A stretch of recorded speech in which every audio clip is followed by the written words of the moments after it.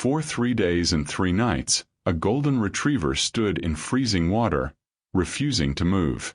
Rescuers tried everything: food, leashes, even tranquilizer darts, but nothing could pull him away from that spot in the river. When they finally discovered what he was protecting beneath the surface, seasoned emergency responders broke down in tears. This is the story of Max, a dog whose loyalty went beyond anything science can explain, and the miracle that happened because he refused to give up.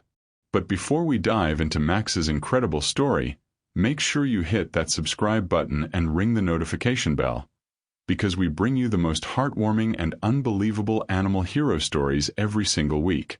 And if this story touches your heart, and trust me, it will, leave a comment telling us about a time when a dog showed you what true loyalty means. Alright, let's get into it. It was November 14th, just outside the small town of Riverside Creek, Montana. The temperature had dropped to 28 degrees Fahrenheit, and the first snow of the season was beginning to fall. Sarah Mitchell, a local wildlife photographer, was driving along Route 47 when something caught her eye near the Clearwater River.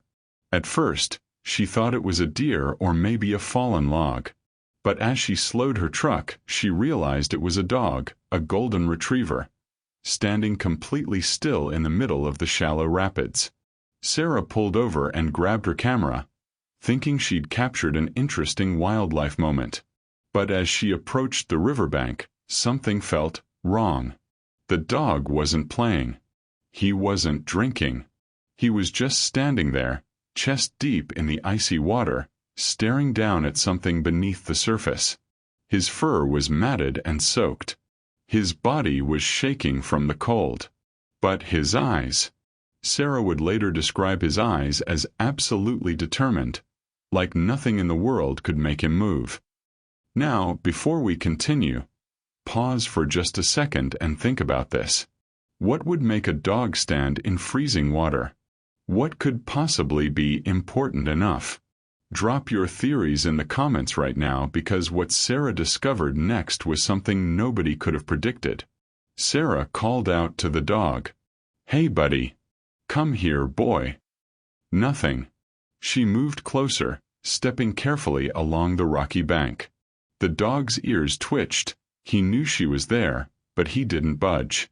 That's when Sarah noticed the dog was positioning himself very specifically. His front paws were planted on either side of something, and he kept dipping his nose down into the water, then lifting his head to look around, then dipping back down again. Sarah pulled out her phone and called the non-emergency line for the Riverside Creek Sheriff's Department. "I know this sounds weird," she told the dispatcher, "but there's a dog standing in the river, and I think something might be wrong. He won't move, and he looks like he's been there for a while."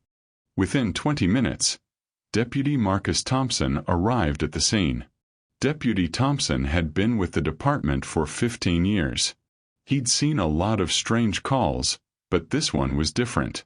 As he approached the river with Sarah, he immediately noticed what she described: the dog's unwavering stance, the almost protective posture. "That dog's guarding something," Marcus said quietly. He tried the standard approach. "Come on, boy. Come here." He pulled treats from his patrol car: beef jerky, dog biscuits, even a granola bar. He tossed them onto the riverbank. The dog glanced at the food but didn't move. Marcus radioed for backup and called the local animal rescue organization, Hope's Haven. Within the hour, 3 more people had arrived: another deputy, an animal control officer named Janet Reeves, and Dr. Lisa Chen, a veterinarian who volunteered with Hope's Haven. Dr. Chen waded into the river, moving slowly and speaking in soft, calming tones. "Hey there, sweet boy. It's okay. You're safe now. Come on, let's get you warm."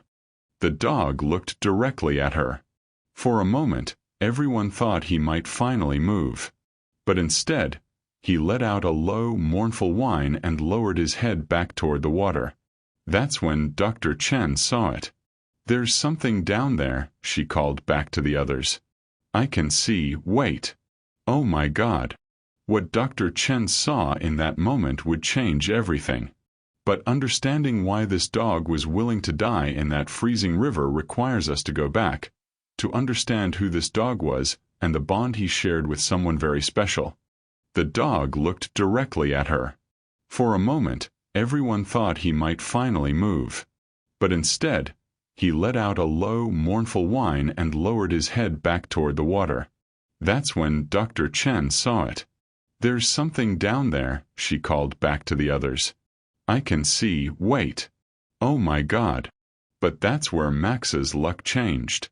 Among the volunteers processing the rescued dogs was a man named Daniel Foster, a 68-year-old retired schoolteacher who had recently lost his wife to cancer. Daniel wasn't planning to adopt that day. He'd just come to help. But when he picked up the scraggly golden retriever puppy with the cloudy eyes, something clicked. "This one's coming home with me," Daniel told the shelter coordinator. Over the next 6 years, Daniel and Max became inseparable. Daniel lived alone in a small cabin just outside Riverside Creek, right along the Clearwater River. Every morning, they'd walk the river trail together. Every evening, they'd sit on the porch, Daniel reading while Max rested his head on Daniel's lap. Daniel taught Max everything.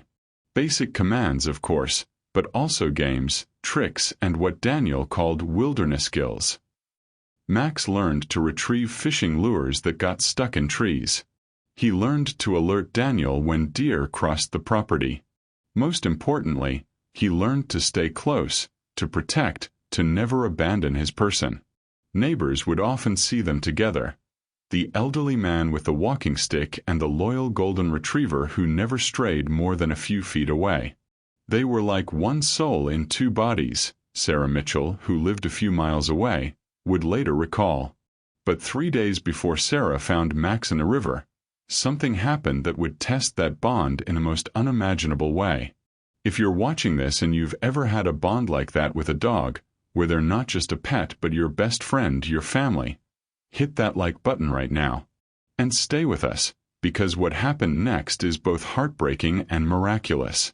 November 11th started like any other day for Daniel and Max. Daniel woke at 6 a.m., made his coffee, and headed out for their morning walk along the river trail. The weather forecast had called for rain, but Daniel had walked this trail thousands of times. He knew every root, every rock, every bend in the path. Max trotted ahead as usual, stopping occasionally to sniff at interesting scents or to wait for Daniel to catch up. They were about a mile from the cabin when it happened. The trail curved along a steep embankment. Recent rain had made the ground soft and unstable. As Daniel stepped onto a section of the path that overlooked a 15-foot drop to the river below, the earth simply gave way. According to the accident reconstruction later performed by authorities, Daniel fell approximately 14 feet, landing partially in the water and partially on the rocky riverbed. The impact was catastrophic. Daniel suffered multiple broken ribs, a fractured hip, and severe head trauma. He was unconscious immediately. Max, who had been about 20 feet ahead on the trail, heard the sound of his person falling. He raced back, but the section of trail had completely collapsed. There was no safe way down. So Max did the only thing he could. He found another route. He scrambled down a gentler slope about 50 yards away, nearly tumbling himself until he reached the river. When Max found Daniel, his person was face up in the shallow water, unconscious and barely breathing. The current wasn't strong enough to sweep Daniel away, but it was enough to be dangerous. And this is where Max made a choice that would define the next 3 days of his life. Max positioned himself over Daniel's body. He placed his paws on either side of Daniel's torso, keeping him stable and preventing the current from shifting him into deeper water. Then Max lifted his head and began to bark. Loud, desperate, continuous barking that echoed through the empty forest. He barked for hours. But nobody came. The temperature that first night dropped to 25 degrees. Max's fur, soaked from the river, offered little protection.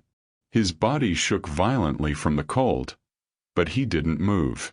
When Daniel showed brief signs of consciousness, moaning or shifting slightly, Max would lower his head and lick his person's face, making small whimpering sounds as if to say, "I'm here. I'm here. You're not alone." Now you might be wondering, how did Daniel survive? Medical experts who later reviewed the case believe several factors played a role. The cold water actually slowed his metabolism, reducing his body's need for oxygen and potentially preventing more severe brain damage. Additionally, Max's body heat, even limited as it was, created a microclimate that kept Daniel's core temperature just high enough to sustain life.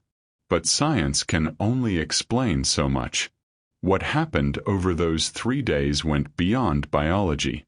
By the second day, Max hadn't eaten or drunk anything except river water. He was weak, hypothermic, and exhausted. Search and rescue protocols would later suggest that Max should have left to find help or to save himself. Dogs are survivors. Their instinct is self-preservation. But Max's instinct was something else entirely. Dr. Chen, the veterinarian who was later part of the rescue team, explained it this way. Max had bonded with Daniel at such a profound level that leaving him, even to save himself, was literally unthinkable. In Max's mind, his entire purpose, his entire world, was keeping Daniel safe. Nothing else mattered. By the morning of November 14th, the third day, Max was in critical condition. His body temperature had dropped dangerously low. He could barely hold his head up. But his paws remained planted on either side of Daniel, and every few minutes he would let out a weak bark, still calling for help that hadn't come. Until Sarah Mitchell drove past that morning. Take a second to imagine being in Max's position. Freezing. Starving. Exhausted. Knowing you could save yourself by just walking away. But choosing to stay. If that level of loyalty moves you, please share this video. More people need to hear this story. When Dr. Chen waded into the river and saw what Max was guarding, her heart nearly stopped. "There's a person down here," she shouted. "We need an ambulance now." Within minutes, the scene transformed into a full emergency response. Deputy Thompson called for paramedics and additional rescue personnel. Janet Reeves from Animal Control helped coordinate the effort to safely extract both Max and Daniel from the water. But there was a problem. Max still wouldn't move. "We need to get to the man, but the dog is in protective mode," one of the paramedics explained. "If we force him away, he might bite, or we might stress him into cardiac arrest given his condition." Dr. Chen made a decision. "Let me try something." She knelt in the freezing water, eye level with Max. She spoke softly, her voice barely above a whisper. "Max, good boy, Max. You did it. You saved him. Now we need to help.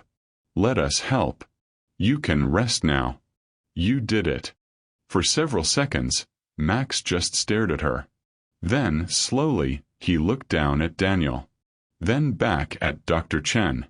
And finally, after 72 hours of standing guard, Max's legs gave out. Dr. Chen caught him before he collapsed completely into the water, and Deputy Thompson rushed forward to help carry the exhausted dog to the riverbank. As Dr. Chen and the animal control team rushed Max to the emergency veterinary clinic, the paramedics worked on Daniel. His vital signs were weak but present. He was alive. Against all odds, both of them were alive. At Riverside Creek Medical Center, Dr. James Patterson, the emergency room physician, was stunned by Daniel's condition. "When they told me he'd been lying in a river for 3 days, I expected to pronounce him dead on arrival," Dr. Patterson said. But his vitals were stable. Weak but stable. It was like something had been keeping him alive. Meanwhile, at the emergency veterinary clinic 3 miles away, Dr. Chen and her team were fighting to save Max.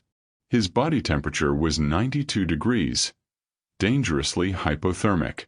He was severely dehydrated and malnourished, but his heart was still beating. For the next 12 hours, both Max and Daniel's lives hung in the balance. Daniel Foster woke up 36 hours after being pulled from the river. His first word was Max. The nurses in the ICU had been briefed on the situation. They knew that when Daniel woke up, he'd be asking about his dog. And they knew they had to tell him the truth, that Max was in critical condition at the veterinary clinic. "Is he alive?" Daniel asked, his voice barely audible. "He's alive," the nurse told him. "He's a fighter just like you." Daniel closed his eyes, tears streaming down his face. "He stayed," he whispered. "He stayed with me." At the vet clinic, Max was slowly responding to treatment. The warming protocols were working, for fluids were restoring his hydration. But he wasn't eating, and he remained listless and unresponsive to stimulation. Dr. Chen knew what the problem was. He's looking for Daniel. He won't truly recover until he knows his person is okay. 5 days after the rescue, both Daniel and Max were stable enough for what Dr. Chen called therapeutic intervention. With approval from both the hospital and the veterinary clinic, they arranged for Max to visit Daniel. When the clinic staff wheeled Max's kennel into Daniel's hospital room, something remarkable happened. Max, who had barely moved for days, suddenly lifted his head. His tail began to wag, slowly at first, then faster. He let out a soft whine. Daniel, still weak and bandaged, reached his hand toward the kennel. "Max, my boy, my good boy." The staff opened the kennel door, and Max stumbled out on shaky legs. He moved toward the hospital bed, and the nurses helped lift him up so he could lay beside Daniel. The moment Max settled against Daniel's side, something shifted. The dog let out a deep sigh, the kind of sigh that releases 3 days of terror and exhaustion and fear. He rested his head on Daniel's chest, and for the first time since the rescue, he closed his eyes and truly rested. "That's when we knew they'd both make it," Dr. Chen later said. "They healed each other. If you're crying right now, you're not alone. Drop a heart emoji in the comments. And if you know someone who needs to hear this story, someone who's going through something difficult and needs a reminder of what love and loyalty look like, share this video with them." Daniel spent 3 weeks in the hospital recovering from his injuries. Max recovered faster but stayed at Hope's Haven for monitoring and continued care. The moment Daniel was discharged, his first stop was the Animal Rescue Center to bring Max home. The story of Max's vigil spread throughout Riverside Creek and eventually made national news. Donations poured into Hope's Haven to cover Max's medical expenses, and the excess funding helped save dozens of other animals. Sarah Mitchell, the photographer who first spotted Max, donated all proceeds from her photos of the rescue to animal welfare organizations. "I just happened to be driving past at the right time," she said. Max did all the hard work. The case caught the attention of animal behaviorists and researchers studying canine cognition. Dr. Emily Rodriguez from the University of Montana studied Max's case and published a paper on extreme canine loyalty and problem-solving. Max demonstrated several advanced cognitive abilities, Dr. Rodriguez explained. He assessed a life-threatening situation, formulated a plan to keep Daniel stable and call for help, and executed that plan for 72 hours despite his own suffering. This level of cognition and emotional intelligence is extraordinary. But beyond the science, Max's story represents something deeper. In a world that often feels disconnected and chaotic, here was proof of unconditional love. Proof that loyalty isn't just a word. Proof that some bonds transcend survival instinct. Today, Daniel and Max still live in that cabin by the Clearwater River. They still take walks together, though now Daniel uses a more sturdy walking stick and they avoid the area where the trail collapsed. A memorial plaque was installed near the spot where Max kept his vigil. It reads, "In honor of Max, who showed us the true meaning of loyalty. Never leave family behind. Daniel tells anyone who'll listen, I owe my life to that dog. But more than that, he taught me what it means to truly commit to someone you love. He never gave up. Never. And neither should we. Max's story is a reminder that heroes come in all forms. Sometimes they wear capes. Sometimes they wear fur. The bond between humans and dogs is ancient and powerful, and stories like Max's show us that it's built on something real, something that science is only beginning to understand. If this story moved you, here's what I want you to do. First, subscribe to this channel and hit the notification bell. We share incredible animal hero stories like this every week, and trust me, you don't want to miss them. Second, smash that like button. It helps more people discover Max's story, and stories like his deserve to be shared. Third, leave a comment telling us, have you ever witnessed a moment of incredible animal loyalty? Or if you have a dog, tell them they're a good boy or girl right now. Seriously, they deserve it. Next week, we're bringing you the story of a cat who walked 200 miles to find her family after they moved. Yes, a cat. And no, you won't believe how this story ends. Until then, remember, never underestimate the power of love, and never underestimate the heart of a hero, even one with 4 paws. Thanks for watching. Take care of each other, and hug your pets a little tighter today.